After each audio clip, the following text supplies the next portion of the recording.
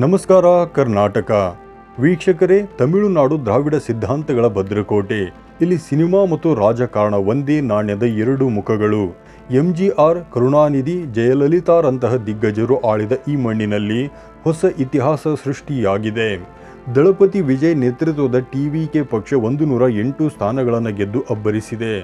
ಆದರೆ ಈ ಅಬ್ಬರದ ನಡುವೆ ಕೇಳಿ ಬರುತ್ತಿರುವ ಅತಿ ದೊಡ್ಡ ಮೌನ ಯಾರದ್ದು ಗೊತ್ತೇ?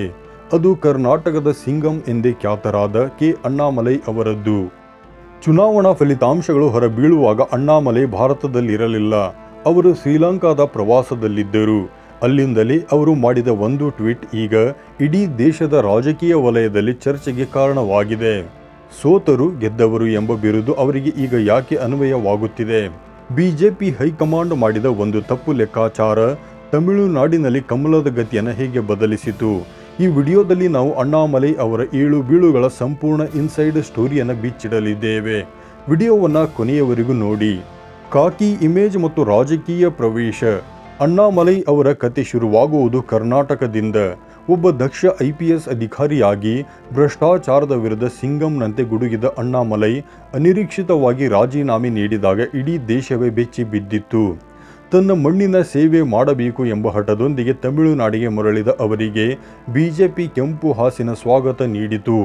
ಪಕ್ಷಕ್ಕೆ ಸೇರಿದ ಕೇವಲ 1 ವರ್ಷದಲ್ಲಿ ಅವರು ರಾಜ್ಯಾಧ್ಯಕ್ಷರಾದರು. ಇದು ಬಿಜೆಪಿಯ ಇತಿಹಾಸದಲ್ಲಿ ಅತ್ಯಂತ ವೇಗದ ಬೆಳವಣಿಗೆ. ಅಣ್ಣಾಮಲೈ ಕೇವಲ ಭಾಷಣಕಾರರಾಗಿರಲಿಲ್ಲ. ಅವರು ತಮಿಳುನಾಡಿನ ಪ್ರತಿ ಹಳ್ಳಿಗೂ ಕಾಲ್ನಡಿಗೆಯ ಮೂಲಕ ತಲುಪಿದರು. ಈ ಹಿಂದೆ ತಮಿಳುನಾಡಿನಲ್ಲಿ ಬಿಜೆಪಿ ಅಂದರೆ ಕೇವಲ ಮೇಲ್ವರ್ಗದ ಪಕ್ಷ ಎಂಬ ಹಣೆಪಟ್ಟಿ ಇತ್ತು. ಆದರೆ ಅಣ್ಣಾಮಲೈ ಅದನ್ನು ಬದಲಿಸಿ ಯುವ ಜನತೆಯಲ್ಲಿ ದೊಡ್ಡ ಕ್ರೇಜ್ ಸೃಷ್ಟಿಸಿದರು. ಇದರ ಫಲವಾಗಿಯೇ 2021 ಮತ್ತು 2024ರ ಚುನಾವಣೆಗಳಲ್ಲಿ ಬಿಜೆಪಿಯ ಮತ ಪ್ರಮಾಣ ದಾಖಲೆಯ 11%ಕ್ಕೆ ಏರಿಕೆಯಾಗಿತ್ತು. ದ್ರಾವಿಡ ಸಿದ್ಧಾಂತದ ನಡುವೆ ಅಣ್ಣಾಮಲೈ ಏಕಾಂಗಿ ಹೋರಾಟ.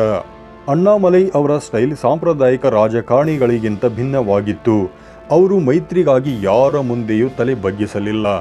DMK ಇರಲಿ ಅಥವಾ AIADMK ಇರಲಿ, ಎರಡೂ ಪಕ್ಷಗಳು ಭ್ರಷ್ಟಾಚಾರದಲ್ಲಿ ಮುಳುಗಿವೆ ಎಂದು ಅವರು ನೇರವಾಗಿ ದಾಳಿ ಮಾಡಿದ್ದರು.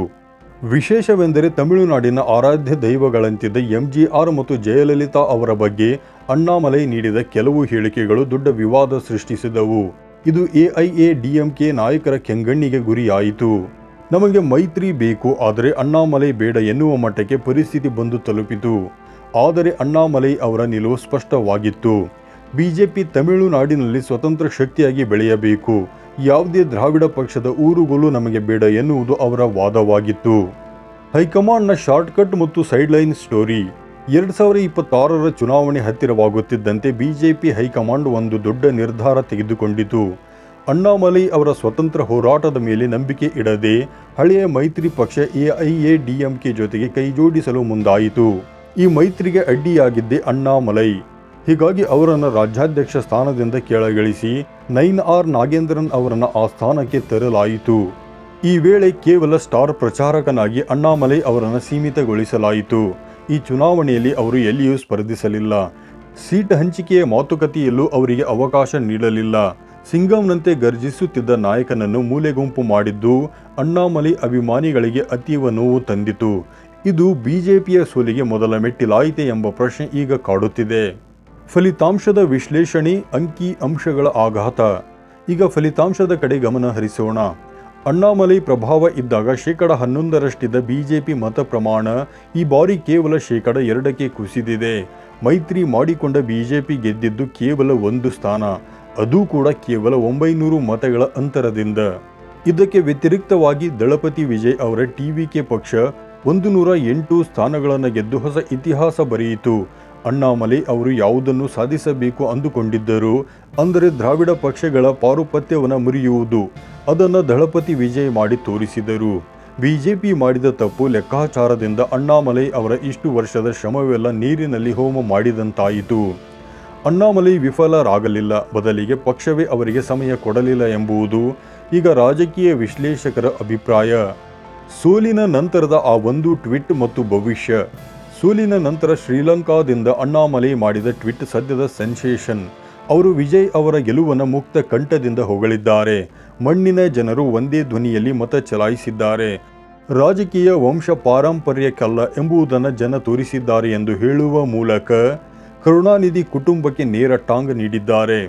ಆದರೆ ಆ ಟ್ವೀಟ್ನ ಕೊನೆಯಲ್ಲಿರುವ ನಮಗೂ ಶೀಘ್ರದಲ್ಲಿ ಅಚ್ಚೇ ದಿನ್ ಬರಲಿದೆ ಎಂಬ ಸಾಲು ಬಿಜೆಪಿಯ ಪಾಳೆಯದಲ್ಲಿ ನಡುಕ ಹುಟ್ಟಿಸಿದೆ. ಅವರು ಮತ್ತೆ ರಾಜ್ಯಾಧ್ಯಕ್ಷರಾಗಿ ಮರಳುತ್ತಾರಾ ಅಥವಾ ದೆಹಲಿ ರಾಜಕಾರಣಕ್ಕೆ ಹೋಗುತ್ತಾರಾ? ಅಣ್ಣಾಮಲೈ ಅವರ ಜನಪ್ರಿಯತೆ ಎಂಥದ್ದು ಎಂದರೆ ಅವರ ಈ ಟ್ವೀಟ್ ಕೇವಲ ಕೆಲವೇ ಗಂಟೆಗಳಲ್ಲಿ 20 ಲಕ್ಷಕ್ಕೂ ಹೆಚ್ಚು ವೀಕ್ಷಣೆಗಳನ್ನು ಪಡೆದುಕೊಂಡಿದೆ. ಗೆಲುವು ಸೋಲು ತಾತ್ಕಾಲಿಕ, ಆದರೆ ಅಣ್ಣಾಮಲೈ ತಮಿಳುನಾಡಿನ ರಾಜಕೀಯ ಇತಿಹಾಸದಲ್ಲಿ ಒಂದು ಅಳಿಸಲಾಗದ ಹೆಸರು.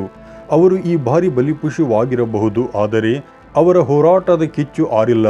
ಮುಂದಿನ ದಿನಗಳಲ್ಲಿ ಅವರು ಹೇಗೆ ಫಿನಿಕ್ಸ್ನಂತೆ ಎದ್ದು ಬರುತ್ತಾರೆ ಎಂಬುದನ್ನು ಇಡೀ ದೇಶವೇ ಕಾದು ನೋಡುತ್ತಿದೆ. ವೀಕ್ಷಕರೇ, ನಿಮ್ಮ ಪ್ರಕಾರ ಅಣ್ಣಾಮಲೈ ಅವರನ್ನು ಬಿಜೆಪಿ ಮೂಲೆ ಗುಂಪು ಮಾಡಿದ್ದು ಸರಿಯೇ?